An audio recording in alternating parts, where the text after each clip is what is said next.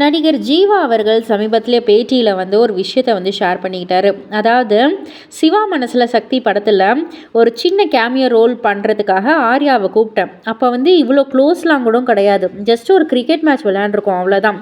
இதில் வந்துட்டு ஒரு ரோல் பண்ணணும் அப்படின்ற மாதிரி வந்து சொல்லக்குள்ள ஒரு வெளிநாட்டு மாப்பிள்ளை கூப்பிடலாம், அதனால் ஒரு அந்த மாதிரியான ஒரு இதில் வந்து கேரக்டர் ஆர்டிஸ்ட் போடலாம் அப்படின்னு வந்து சொல்லக்குள்ள நான் தான் வந்து டேரக்டர் ராஜேஷ் கிட்ட வந்து சொன்னேன், எப்போ பார்த்தாலும் இதே மாதிரியே கொண்டு வரதுக்கு ஏதாவது ஒரு டிஃப்ரெண்ட்டாக பண்ணலாம் சார் அப்படின்னு சொல்லிட்டு படத்தில் தான் முதல்ல இந்த கேமியோ ரோல் அப்படின்றதையே நான் வந்து ஆரம்பித்தேன்.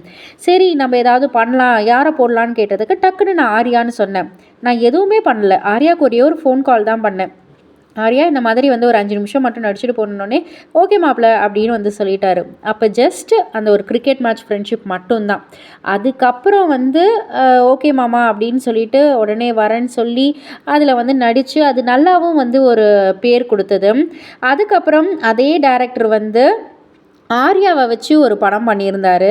ஸோ பாஸ் என்கிற பாஸ்கரன், அந்த படத்தில் இதே போல் கேமியோ ரோல் வேணும்னு வந்து என்னை கூப்பிட்டாங்க. சரி ஓகே அப்படின்னு சொல்லிட்டு நான் போனேன். கடைசியில் அங்கே வந்து பார்த்தா ஏதோ ஒரு 10 நிமிஷம்னு சொல்லி பார்த்தா 2 நாள் ஷூட் மாதிரி வந்து எடுத்தாங்க. அங்கேயும் இங்கேயும் தாவ வைக்கிறாங்க, பில்டிங் தாவ வைக்கிறாங்க, ஃபைட் பண்ண வைக்கிறாங்க.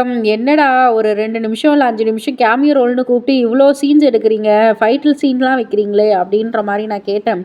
அது வந்து ஒரு ஜாலியாக தான் வந்து போச்சு அப்படின்னு சொல்லிட்டு அவங்களுடைய ஒரு பாண்டை வந்து அழகாக வந்து அவர் விவரித்து சொல்லியிருந்தார். இதை பற்றி நீங்கள் என்ன நினைக்கிறீங்க, உங்களுடைய கருத்து என்ன அப்படின்றத கீழே உள்ள கமெண்ட் பாக்ஸில் குறிப்பிட்டு சொல்லுங்கள். மறக்காமல் சேனலை சப்ஸ்கிரைப் பண்ணி பக்கத்தில் உள்ள பெல் ஐக்கானை கிளிக் பண்ணிவிடுங்க.